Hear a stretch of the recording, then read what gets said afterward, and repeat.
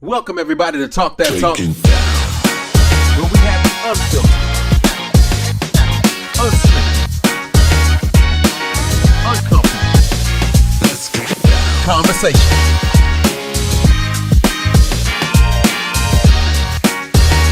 Taking down.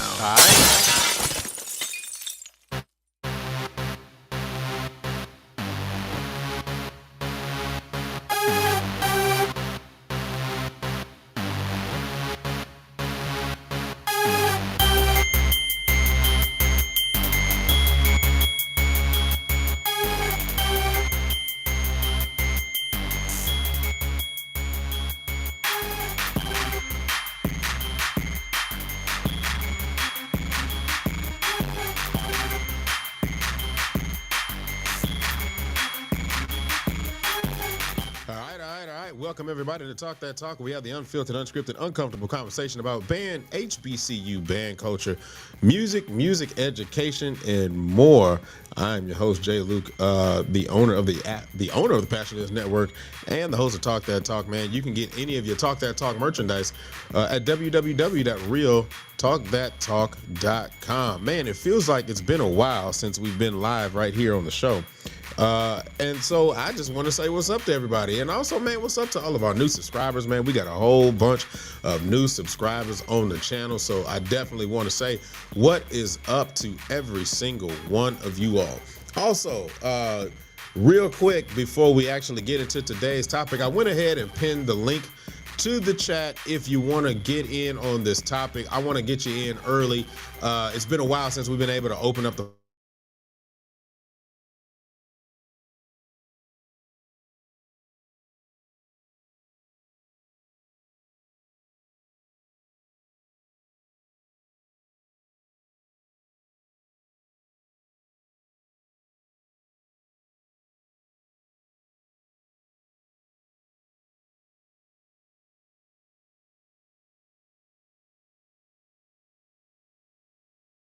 Yeah, what just happened? Am I still here? I think I'm still here. I don't know what just happened. See, now I got to check just to make sure everything is okay, because for some reason, there we go. I'm still here. All right, cool. Anyway, but yeah, so I went ahead and pinned the link to the chat so you can go ahead and jump in with us. You ain't got to wait until we get to the end of the conversation. You can go ahead and jump in early, and I'm giving you the opportunity to do so. So, without further ado, before I go ahead and get into this, also what I want to say, man, is congratulations, man, to everybody in the state of Texas. If you are going to your adjudication right now, this week, last week, congratulations to everybody who has gone to adjudication UIL this week, and your scores, man, whether you've gotten ones, and shout out to my high school for getting ones. My good guy Juan, he got one as his first year as a head band director, man. So congratulations to you. I'm telling you, man, there's a lot of great things going on, man. So big shout out to everybody who has gone to adjudication this week. All right, so let me go ahead and get into today's topic. Remember, y'all can light up the chat if you need to. Also, you are free to log on and chop it up with me. So here we go. Here's the conversation. The conversation is band getting dry now? Or is this season seasonless? That's a good one. Is this season seasonless? And I started this conversation on Luke's Band Report, and I'm moving it right over here to Talk That Talk, because on Luke's Band Report, I want to try to keep it into a time frame of about maybe 20, 30 minutes, so on and so forth. But here, I'm able to really break this down and have the conversation, bro. So here we go. Is the season seasonless? Is this thing dry? I'm gonna be honest. I saw a lot of comments that were like, man, I thought I was the only one who thought the season was dry. Nah, bro, you ain't the only one. The season is not dry. I mean, the season is dry. But what are the reasons as to why you feel the season is dry? I'm gonna give my reasons, right? So the first reason that I'm gonna give is, and I know a lot of people probably won't agree with me, but I'm gonna go ahead and say it. I think people are tired of seeing the same thing. I mean, let's be very, very honest. There's only so many two-step drills you can see. There's only so many, bounce off the line 8. There's really so much of that you can see that it becomes boring. And first of all, and second of all, honestly, people don't even like watching field shows anymore. So I think that within itself is an issue. Um, and yeah, I'm gonna get to your comments in there, but I really think that people are tired of seeing the same thing. From a music standpoint, I think people are tired of hearing the same thing. You know what I'm saying? I really believe that people are just really sick of hearing the same thing. The crank up culture is cool, but I also want to ask this question: at what point are we just gonna be tired of listening to people yell at each other all day? I mean, because the truth of the matter is, one band plays loud, another band plays louder, another band plays louder. At what point are we just gonna say, all right, where's the musicality in all this? Because I think that within itself is an issue. Let me look at some of these comments. Bands not traveling. We're gonna talk about that because that's definitely on the docket for me to cover. Bands not traveling. Let's look at this. I'll bring this one up right here. New normal pent up from COVID. I'm not gonna blame COVID. I'm really not. I'm not gonna blame COVID. And the reason why I'm not gonna blame COVID is just the simple fact that, bro, I'm gonna be honest. COVID, not COVID within itself, but COVID is over, bro. We've had, a good number of years at this point to be able to prepare kids, to prepare students, so on and so forth, to go on to the next level. And in many cases, we can't use COVID as an excuse anymore. If we gonna keep it a buck, kids were behind before COVID. If we really just want to be honest, kids were behind before COVID. Now, COVID exposed some of the atrocities that were going on. But I think that COVID was not necessarily one of the things. Oh, you agree with me? Okay, well, it's cool. I still say, I'm still say that. But no, I just think people tired of seeing the same thing though. I've been watching a number of these fifth quarters, and I'm just gonna say these fifth quarters ain't even exciting. The most exciting fifth quarter for me was Jackson and Alabama, and the reason why it was exciting because it was a level of music that was eclectic. It wasn't just the tuba break music. They actually were playing a bunch of stuff with a lot of variety and playing different styles of arrangement that was enjoyable to listen to. I don't want to necessarily hear a band crank up 20, 30 tunes of rap tunes and like V. Kendrick said, booty music, whole note tunes. I don't necessarily want to hear that for 20. Real talk, and I'm gonna put it out there. If I want to hear that, I wait till the summer mass band season. And that's not necessarily a knock on mass band. That's just really kind of being honest. But when I'm hearing historically black colleges and universities programs of higher learning and higher education, I'm expecting to hear something that is relevant to higher education. Now, don't get me wrong. I'm also aware that people like to hear what they want to hear. But just like I said on Luke's band report, bro, like, at what point are we going to start educating our audience? Or are we just going to continue to allow our audience to dictate what we do and what we play and how we play? Right? Our audience was appreciative of the fact that we were playing eclectic music. Our audience at one time was appreciative of the fact that we were doing something different. And let me say this. We may not all be fans of A&T, and that's your own personal preference and cup of tea. But I can tell you what, their audience understands and realizes that they're going to do something different. They're going to be outside of the box. They're going to continue to challenge themselves. And guess what? They respect them for it. So at what point, and truth be told, A&T wasn't always like that. If anybody truly knows who A&T was in that band, A&T was a small band with a big sound. They had more of a swack-ish kind of disposition about themselves back when I was marching. Not necessarily in A&T, but back when I was marching in undergrad at Norfolk. And I'm looking at a lot of the people. So two people have said that. Two people have said that. We'll talk about that in a second. We'll talk about that. But again, and actually, I think it kind of goes into that, right? The social media aspect. A lot of people are saying that social media has killed it, but I think, in what way has social media killed it? I think that's a big question that you should ask. Is it the level of conversation that is being able to be had, in social media, or is it because the amount of exposure that has taken place because of social media, so on and so forth?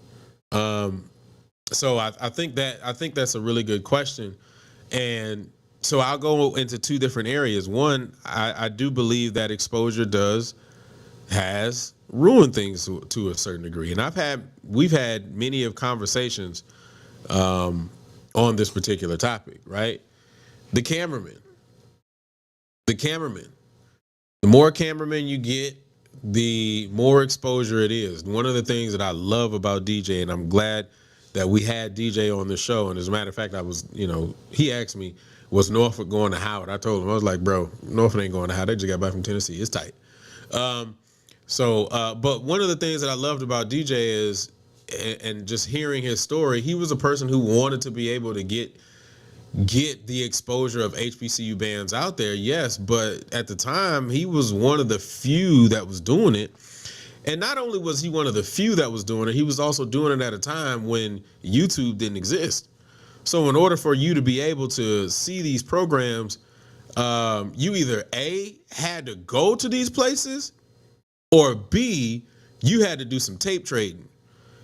And that just don't happen no more because of the fact that, again, like a lot of you guys are saying, social media is a thing.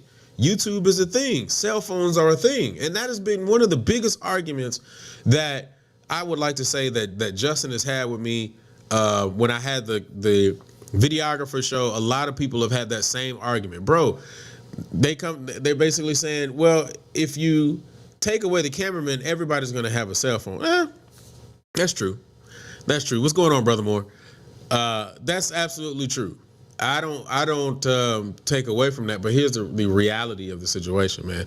A lot of people are going to gravitate to something of higher quality than they would to something with lower quality. And yes, you can record on an iPhone and it can be great quality, but everybody doesn't have the eye. Everybody doesn't have the skill set. Everybody can't be Killer Kev. Everybody can't be Justin. Everybody can't be A1 Media. Regardless of whether you have a cell phone or not, bro. Like, there are bootleg movies out there. Most people would prefer to wait until that joint hits like HBO Max or Disney Plus, or go see it at the movie before they see it in on a bootleg. I mean, that's just the honest to God truth. So I think that the quality of the videographers too matter. But again, I definitely agree with the fact of overexposure. Overexposure is a thing. Let's see. 22 different media teams make you hear 53 versions of a song. That's absolutely correct. That's absolutely correct. When people are doing the comparatives and comparative narratives, we can go and listen to I ain't gonna say 22 different media teams, but about 3 to 4 different versions of a song, and base our judgment off of that, or get a different ear for whatever they're hearing. And that definitely matters, right? Yeah, so I agree. Somebody said good music is good music. Absolutely.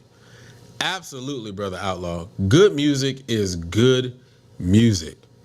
The truth of the matter is, I was listening to this song the other day, and what was it? What was it? Peaches and Herb, Peaches and something, Peaches and some song, Peaches and Cream. I don't know what the name of the song is. It's Peaches and something, but it Peaches and something. I don't know. I forgot. I don't know what the name of it is, but. I think it was Fort Valley who was playing it, and I'm not gonna lie, the song cranked. The song actually cranked. I'm not gonna lie, the song cranked, right? But I went and listened to the actual song, and the actual song is trash. I'm just gonna be real. I'm not talking about the band arrangement of the song. I'm not. I'm not talking about any of that. I'm talking about the actual song is trash, right? I think the hard part about all of this is the fact that people are playing music from this era that just sucks. And I think also the problem with the fact that most of the music that's out that sucks is written in minor keys. How many songs are we gonna play in minor keys at this point?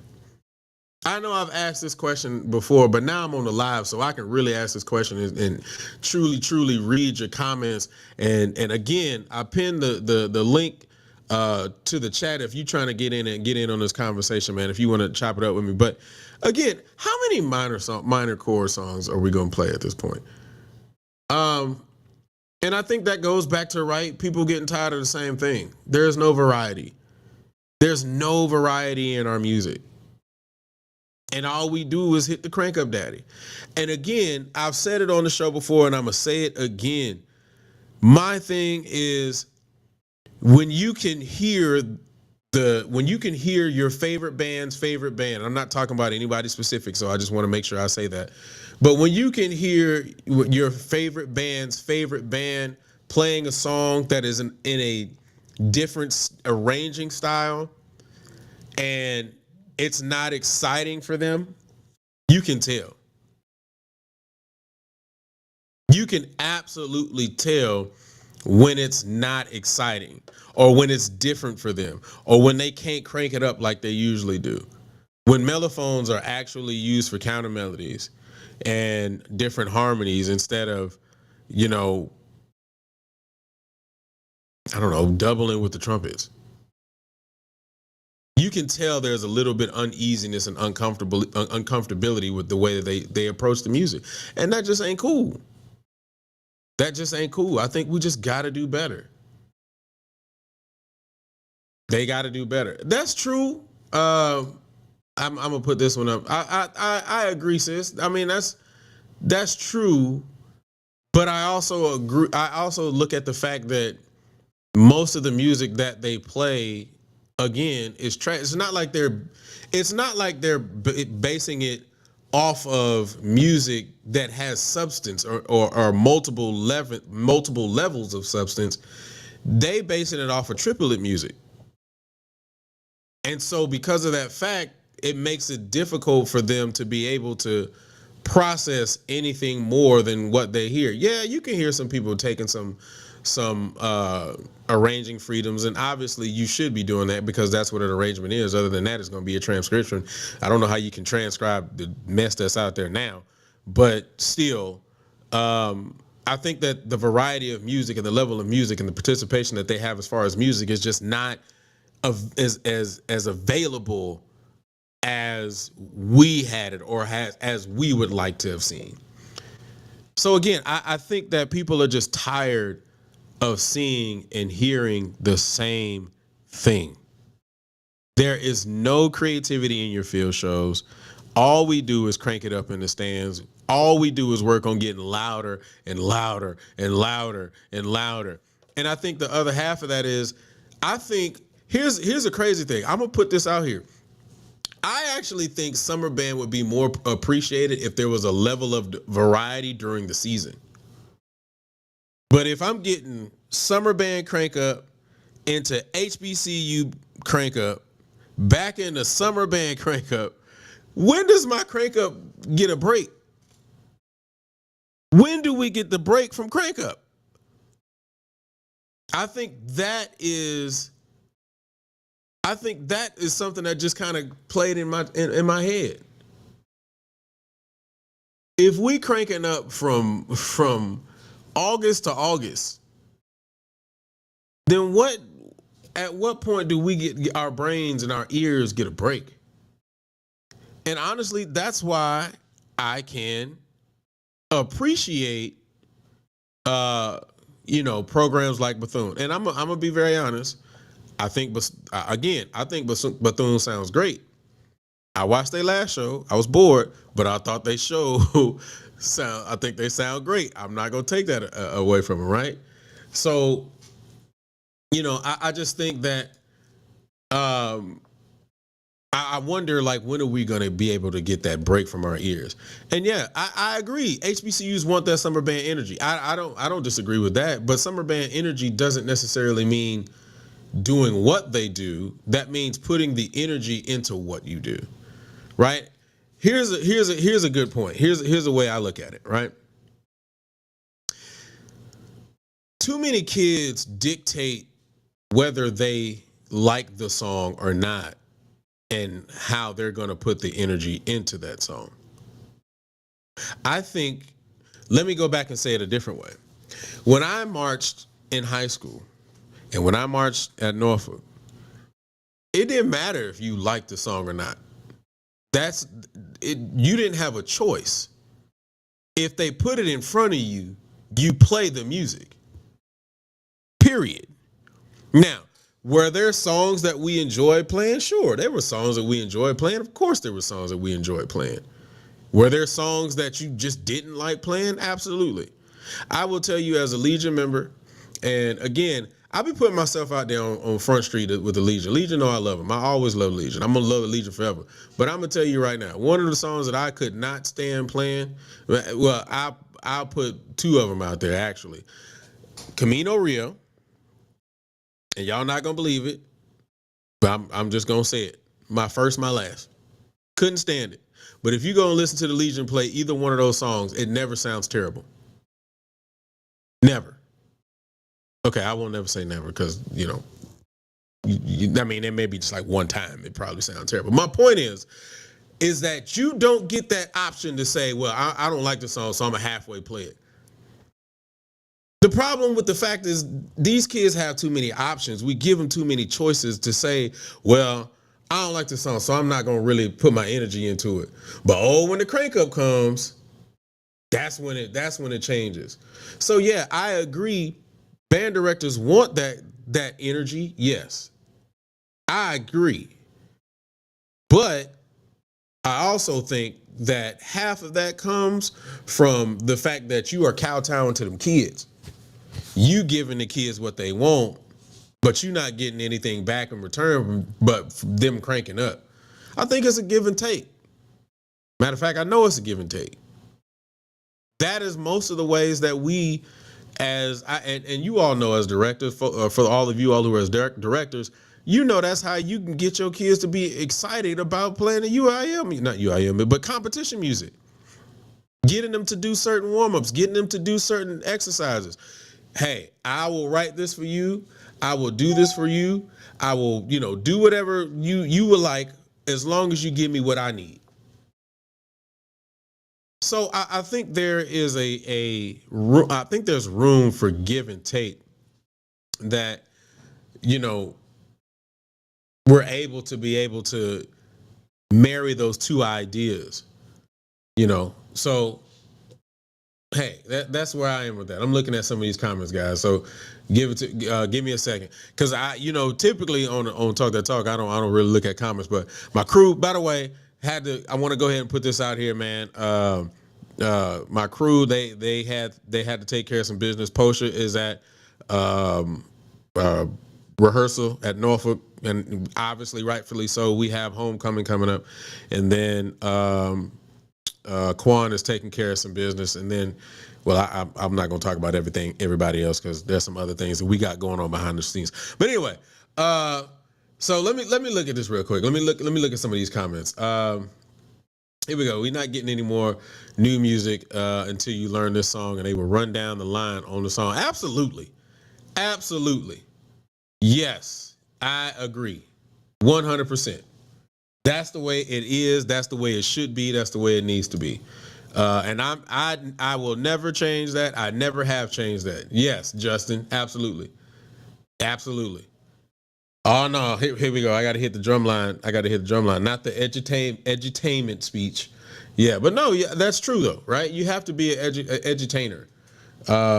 Absolutely. I wholeheartedly agree. Yes, this is a Madison shirt.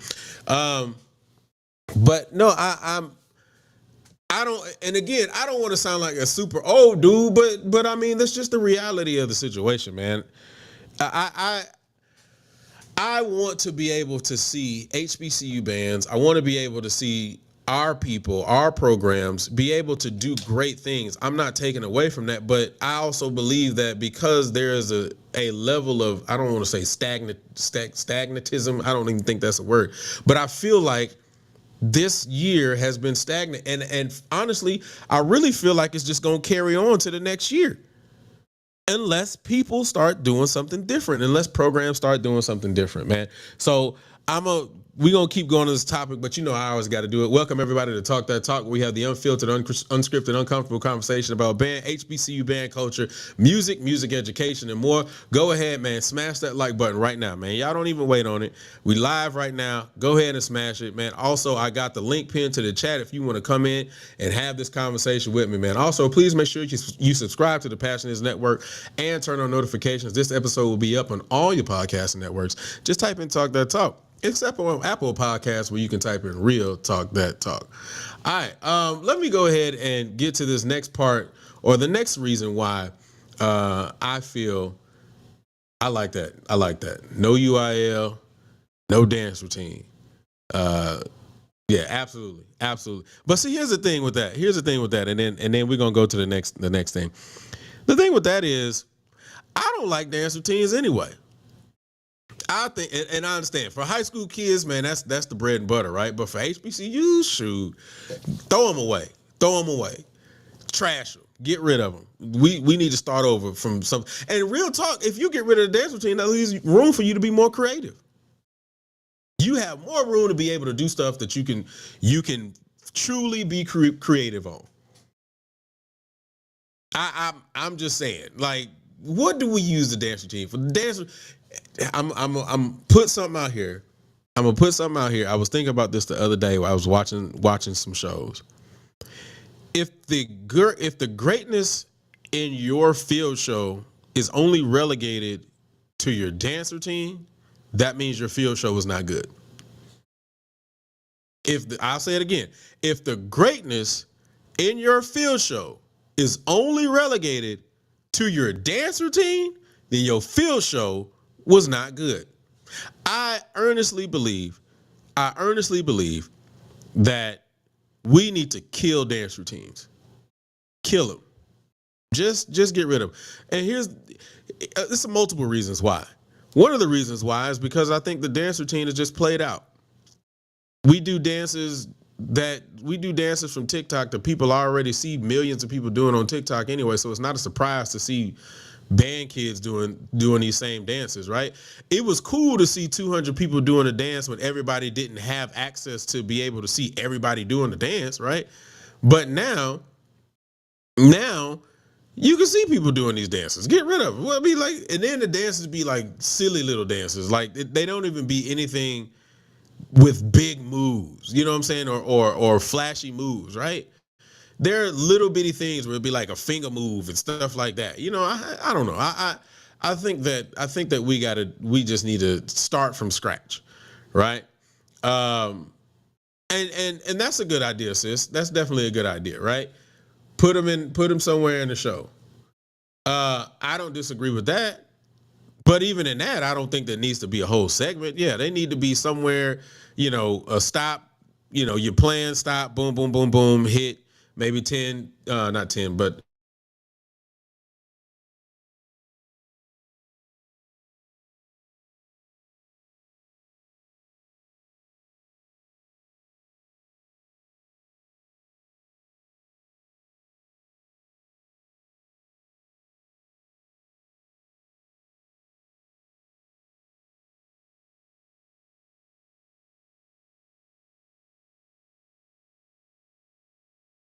bear with me, people. I don't know what's going on. This thing, my joint keeps cutting out for some reason. Anyway, but yeah, I think that we definitely can do something different with this dance routine. And that wasn't a commercial break. No, it wasn't a commercial break. Don't worry, don't worry. We're gonna get that sponsorship soon, and then we will have commercial breaks. Hey, it got nothing to do with the internet. Uh, but no, I think that if we cut them, we have room for more creativity, and I think that is definitely something that we need to start looking at, man.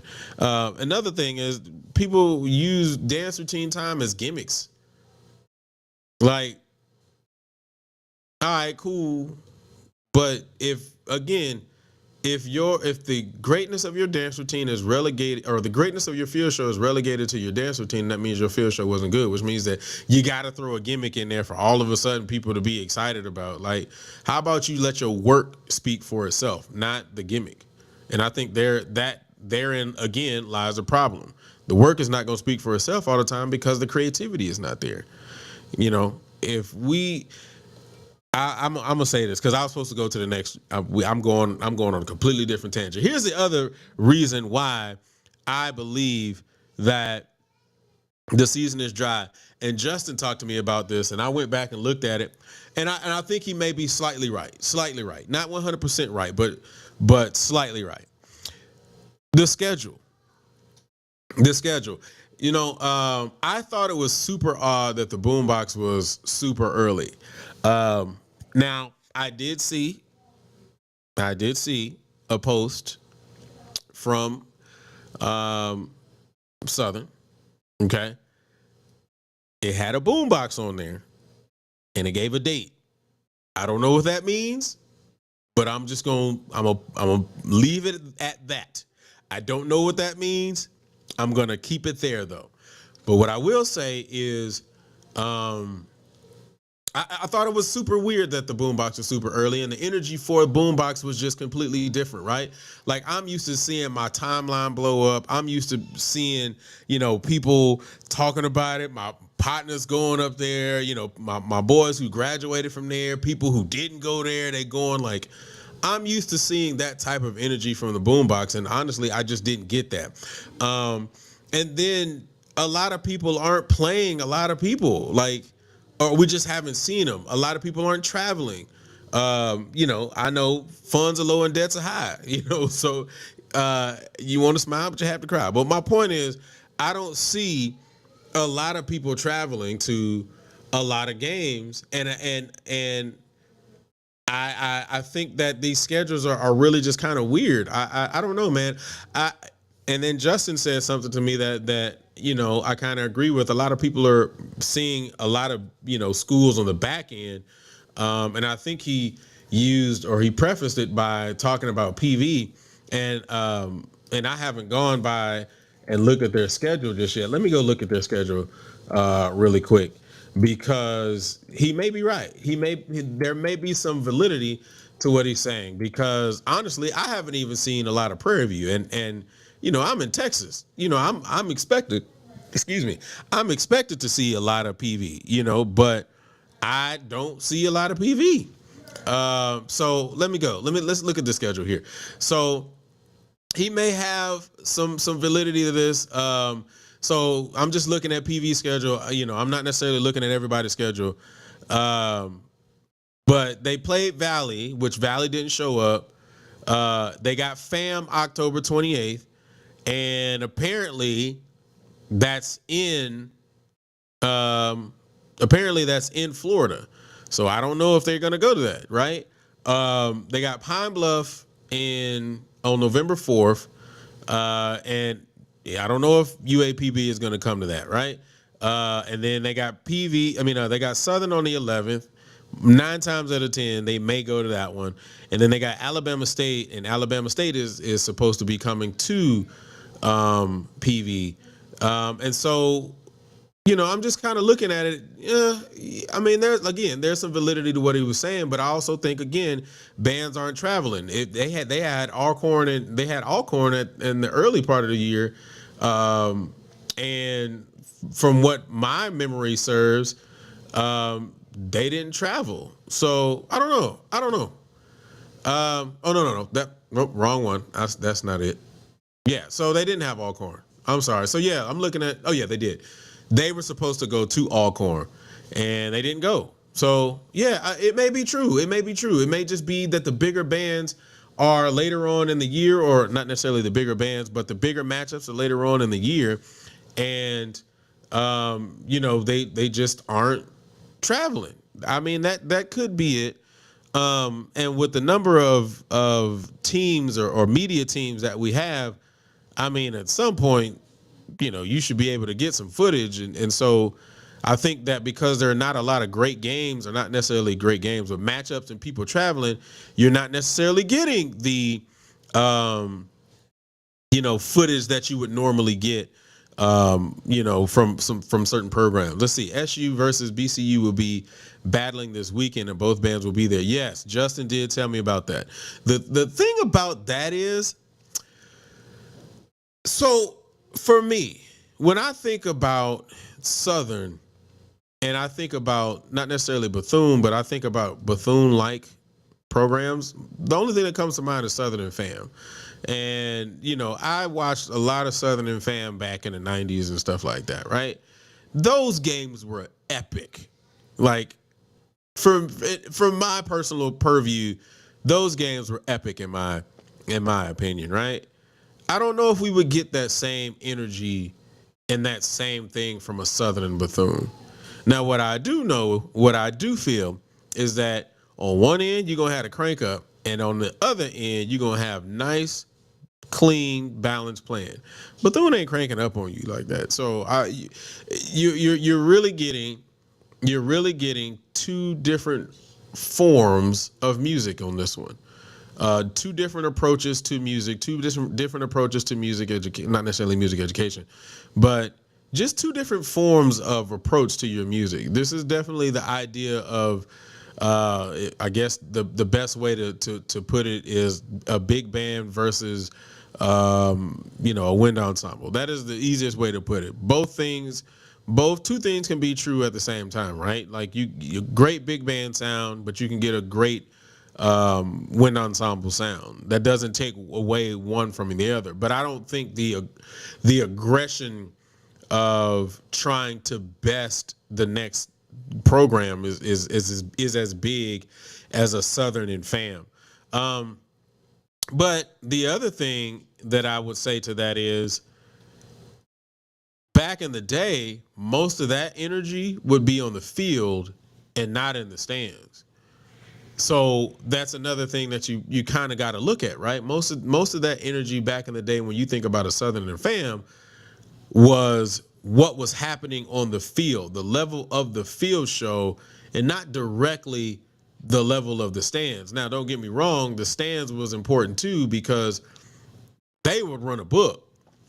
Southern would run a book, Fam would run a book. And that was also in the time of when we didn't have all these unnecessary NCAA rules that were saying that you couldn't do X, Y, and Z and play X, Y, and Z and so on and so forth. So, I think that's going to be a pretty decent matchup. But we'll see. Malik, we got to get you into some more daggone games, man. Don't worry. We working on it. We working on it. PV's not going, and Fam sold out the stadium. Yeah, I'm not surprised.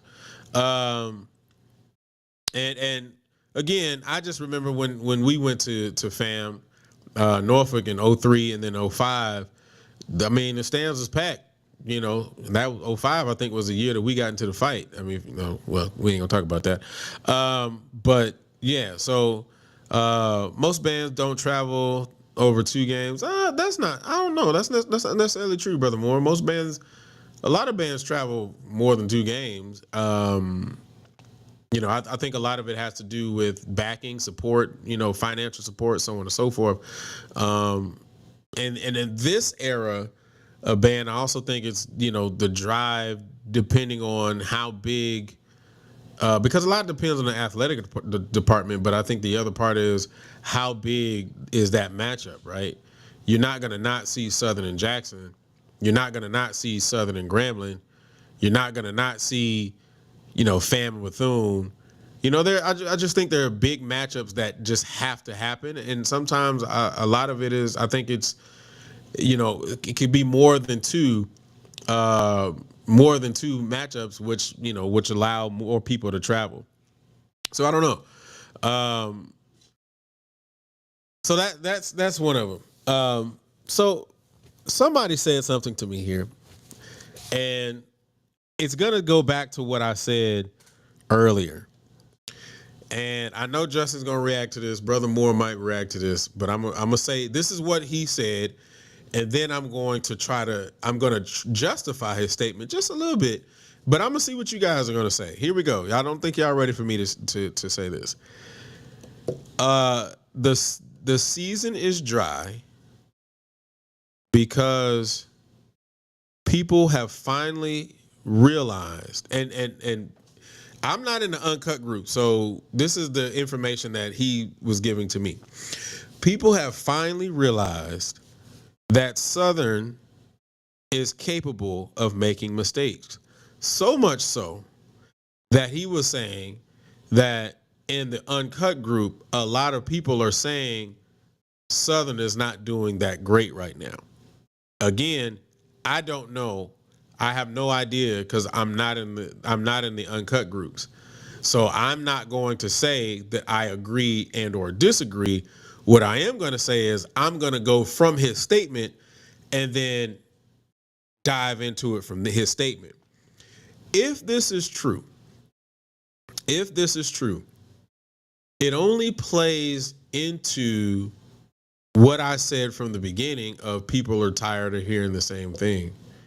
The reason why I say that is because I think multiple times on the show, we have made the comment that people or programs are trying to sound like one another. And we all agree that most of these programs are trying to, or have been trying to sound like or match up to what Southern is.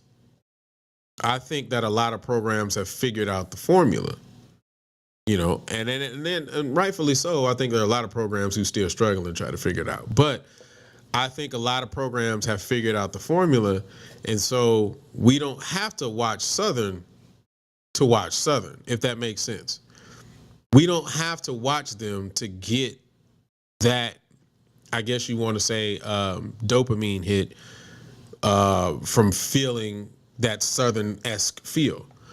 And I think that now we have so many versions of what Southern does around the swag. Now, I guess we want to say swag, but let's just say HBCU because I don't want to limit it to swag. But we have so many versions of that sound around HBCUs that at this point it's kind of like super saturated, oversaturated, and it makes the season dry. And that goes again back to what I was saying, that people want something different. I don't know if people really are saying that they are, not good, not sounding good or whatever. I'm not. So again, I'm not going to dive deep into that. But what I will say is, if that's the truth or if that's the case, then again, people have taken what they do and they have now gotten better at it. I'm not going to say that they're the greatest at it, but they've gotten better at it.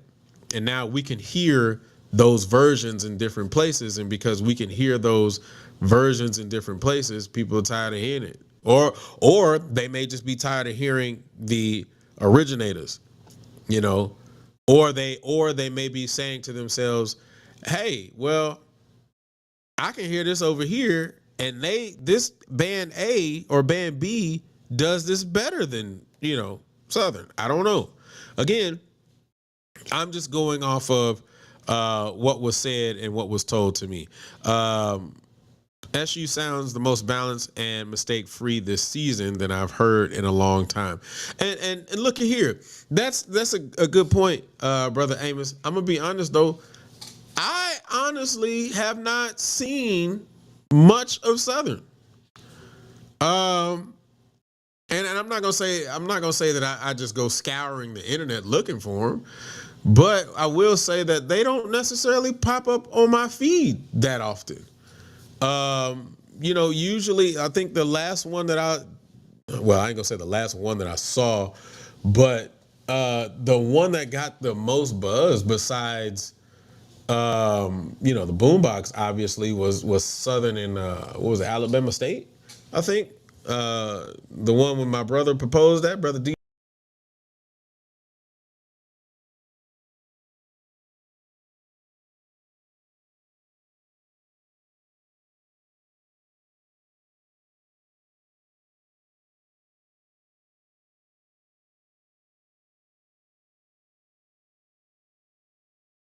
There we go. I'm back. Yeah, so I don't know. I really haven't seen a lot of them as far as videos. Um, I haven't seen a lot of them as far as you know video from them this year. So if they do sound clear, um, if they do sound clear, you may be right. I don't know. I don't know. I know, if I'm not mistaken, somebody correct me if I'm wrong. This past year, I mean, not this past year, this past week was their homecoming. And honestly, I haven't seen any video from that. I think the only thing that I've seen so far was the alumni band marching in. So again, I just haven't seen a lot of Southern this year. Programs not sticking to their roots and traditions. Absolutely. I absolutely agree with that. I think that's one of the things that's hurting HBCU bands more than helping HBCU bands, because of the fact that, sticking to who you are and then making what you do better is the thing that will separate you from one band to another. And then that, for me, in my opinion, when you're going up another program, puts you in a category to be able to truly say which program is, the better program, because you can tell by not only what they're doing, but the level of education that they're giving based on the approach that they take. So again, I absolutely agree. We have to pay attention to more bands outside of the SWAC, because the SWAC is all we pay attention to. I wholeheartedly agree, but I also find that to be very difficult. And the only reason why I find that to be very difficult is the fact that we don't necessarily pay attention to anything that's small, right? Most people would rather go to McDonald's than go to the local mom and pop store or mom and pop shop. Don't get me wrong, some of the mom and pop shops be hidden, but it's more convenient to go to the thing that you know than the thing that you don't know. So when it comes to smaller bands and smaller programs, I really think that it's a situation where we are happier to see the bigger programs. Now, there are some smaller programs out there doing their thing. There are definitely some smaller. Listen, right now, Florida Memorial is the best small band program out there. Fight me. Florida Memorial is the best small band program out there. But I mean, we don't really big them up a lot. We don't talk about them a lot. There's not a lot of footage on them unless it comes from them. So no, I agree, but it's a difficult thing to do. I don't disagree with that. There is a win. There is a winner and a loser. No matter what's the approach. I'm not saying that. What I'm saying is you have to be fair in the fact that you're judging it in two different genres. So it becomes difficult to be able to judge them, because then it's like, well, what level are you basing this on? Because if you're listening from a power perspective, well, Bethune ain't gonna give you that. So, and the unfortunate HBCU's marching band ear now is like, well, the more power you have, the better you have. Well, that's not necessarily true. So that's what I'm saying.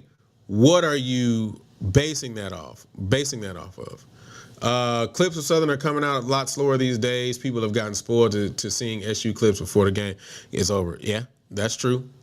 That's true. That's absolutely true. This thing is kind of mixing stuff up. Let's see. NCCU is the best small band to me. I haven't seen North Carolina Central. I haven't seen North Carolina Central just yet. I don't know why. Has anybody heard Benedict this year? Somebody was talking to me. Quan was talking to me about Benedict yesterday, literally yesterday, and I was like, all right, and it's not because I think they sound bad or anything. I just haven't heard them. Summer band set the bar too high. I don't know. No, I disagree. I don't. Well, let me ask you this question: from what standpoint? From what exact standpoint? Let me ask that question before I put that out there. Now I'm gonna say this. I'm gonna get flack for this, but I'm gonna go ahead and say it anyway. I listened to Talladega the other day, and the first thing that I thought to myself, Talladega to me is the summer band of HBCU bands. Like, they do, to me, in my opinion, everything that a summer band would do. They just go to school. I mean, they still don't have a football team, but my point that I'm trying to make is I gotta really understand what you mean by summer bands set the bar too high. What bar are we looking at? That I think that is that I don't know. I'm gonna leave that one and see if you can respond to that one. Furthermore, Kentucky State, Fort Valley are all good small bands. I missed Benedict this last Thursday because the game became a blowout and I was at SU's practice. I haven't heard much from Kentucky. All this stuff is really playing into exactly what I'm talking about. There's so many bands and programs that we just haven't heard or seen or that have not been put in the light because of the fact that the season just feels dry. It feels dry. Like it just does. And again, I don't think it's because of bigger bands, so on and so forth, smaller bands. I just think that, again, people are tired of seeing the same thing. And the smaller bands, they may get like one show on or one thing or whatever. Like Justin sent me a joint with Fort Valley and was it Savannah State? Fort Valley and Savannah State, I think it was. And good matchup. But when I went and I was like, all right, let me look at some more Fort Valley stuff. Let me find some more Fort Valley stuff. The other stuff that I found was Fort Valley and Savannah State. I didn't see anything else. So, and then they did like this little exhibition joint for, I think for a little high school or whatever, but I mean, again, it becomes difficult because we just don't see it. So yeah, energy and hype surround the band season. Is that what you're talking about as far as the summer band? Energy and hype, yeah. But I also think here's the thing. When we compare summer band to HBCU band, here's my thing with that in regard to the comment of setting the bar high and then the energy and hype that's around the band season, so on and so forth, right? My thing with that is it becomes difficult to be able to balance those two thought processes because of the fact that in summer band, you have a mosh pit of multiple people from multiple programs.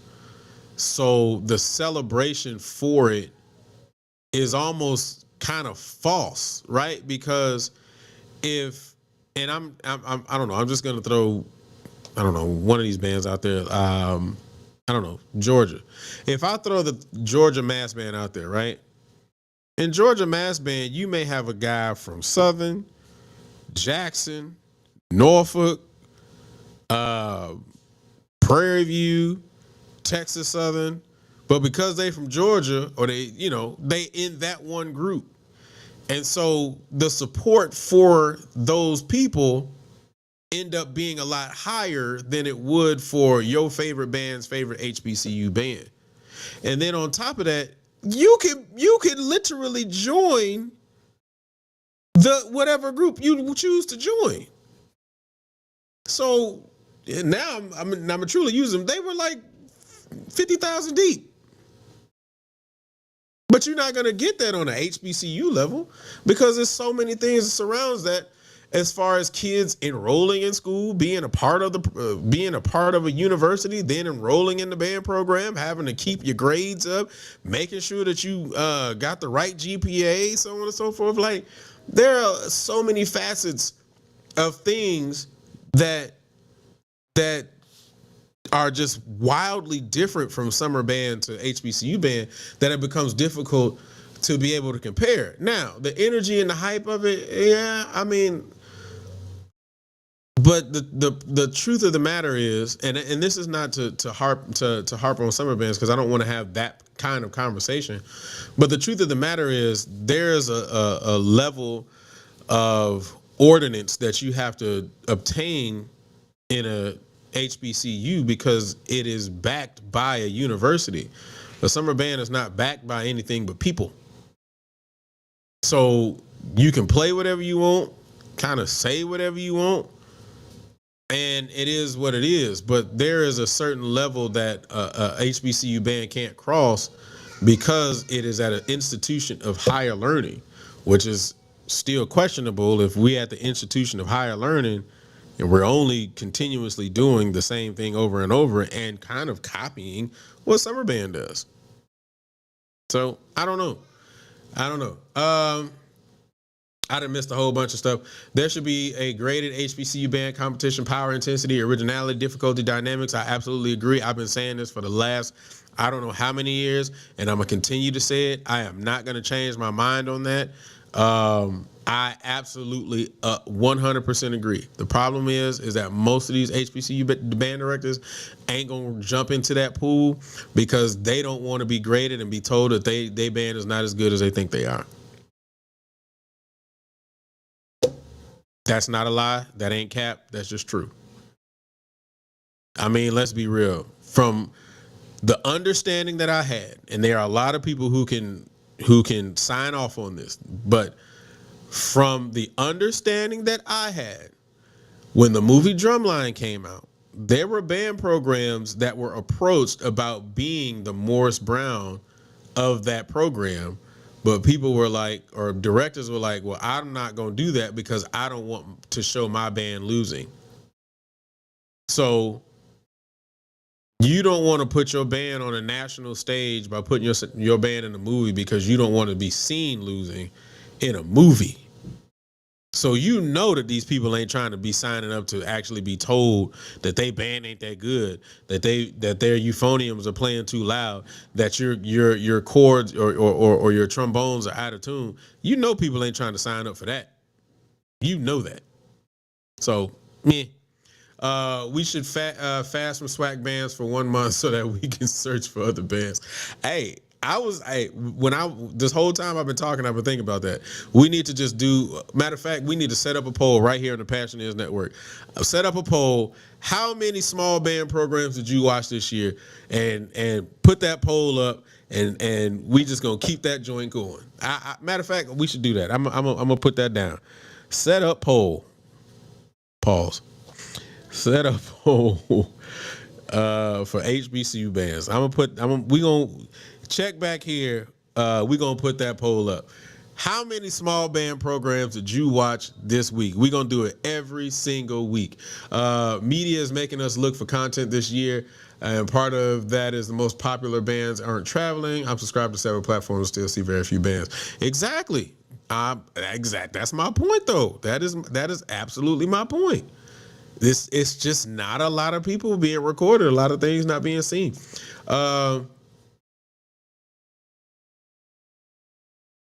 I understand what you were saying, sis. So I'll do that. Let's see. Isn't that what they're supposed to be doing for the ESPN thing at the end of the season? I'm gonna stay quiet on that one. I'm gonna stay quiet on that one. I'm gonna stay quiet on that one. There's a reason for that. I'm not dismissing your comment. I'm gonna put it that way, but I'm gonna stay quiet on that. Share good bands regardless of size. Yeah, but here's the thing: if you don't share them, if you don't share your favorite band's favorite band, do you really think that they're going to fall out of the limelight? My response would be no. Right? If I don't share Jackson, does that make Jackson not relevant? No, no. Create a battle of the bands between SWAC bands and DCI bands and raise the bar. No, no, no. The reason why I would definitely vote against that is because I don't know. I think first of all, it becomes very difficult to put DCI and HBCU bands in the same category. And I know that may be just a joke, but just to kind of go off of that, it becomes very difficult to put those two bands in the same category because they're just light years different. In the sense that one is during the summer. Off rip, that makes it different because there's a level of freedom that students have to prepare for their programs or for their specific programs and their specific situations. The other part about that is the other one you pay thousands of dollars to be in directly, not from a sense of it's coming out of my pocket or I got to work to be able to pay to go to school to be able to be a part of this band program or whatever. It's directly coming out of your pocket. But the other half of that too is the fact that what will we be basing that off of? Will we be basing it off of field shows? Because by and large, DCI is not a stands program.